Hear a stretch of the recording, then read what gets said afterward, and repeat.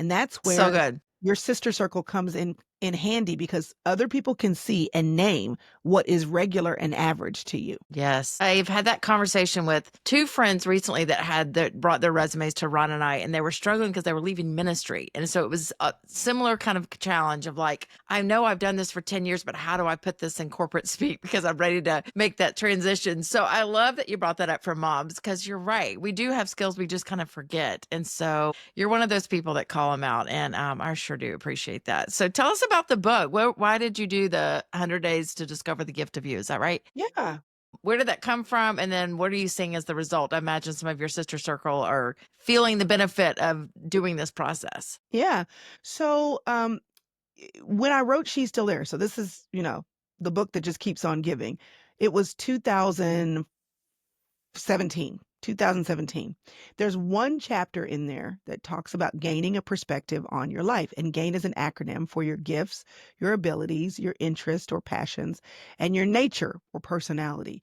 And so I walked people through that framework for looking at what God put in you, paying attention to you. And we've gotten so much positive feedback on that chapter. It was like, well, let's expand it and give people a journey where we put all the things together for you to go deep, instead of the 3 questions that were at the end of the chapter, an actual body of work that would allow you to take time excavating the Mm, gifts in you. Because most of us are just busy and we're doing what we have to do and we're doing what's due tomorrow. And we can casually say, what did God give you? But again, most of us, I've found after that book being out and after women reading that chapter, they really needed more than 3 questions and a bigger guide and a deeper dive in order to really see what exists.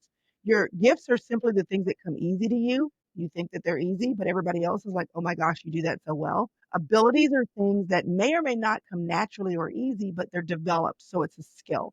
I'm not born as an accountant, but I can learn that and have that ability or skill. Your interests or passions are the things that set your soul on fire. So the way I look at it is, at a concert, there's somebody who's gifted to sing, right? There is somebody who has been trained to sing. There is somebody who maybe even can't sing. They're not gifted or trained, but they sure do shout it out every chance they get. They belt it because they're excited about the song. And then there is the personality. And this is why you can go to an opera concert and see one personality on stage, or you go to a Beyonce concert and it's a whole different experience, because how we show up for our gifts, our skills, our passions is determined by our personalities or our stage presence, if you will. And so the book basically dives into how to figure what those things are for you and how to then put that together in a package to apply that today. My gifts I'm a wordsmith, and I'm not a natural speaker. I've learned to be, but I sure do love writing. And in the writing and in the speaking, I've created spaces where women wanted to gather. And since the second grade, I was always the kid who felt left out on the playground. And so I've always created spaces for women to feel like they belong.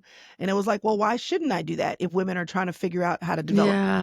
So that was a outgrowth of me championing my own gifts, abilities, interests, and passions. And I find that if you will just commit to doing the work of discovery, whether you talk to friends or use a resource like the book that I have, if you will just commit, God is just so excited about partnering with people who are willing to go on the adventure. And Yeah. so you have to get off the sidelines and get in the game. And then he calls a play where you get the ball. So Yeah. even if you don't know what you're looking for, do the work, get with your friends, get a resource, and excavate the thing. Because once you see the dots, then God's job is to draw the line and connect them. Love it.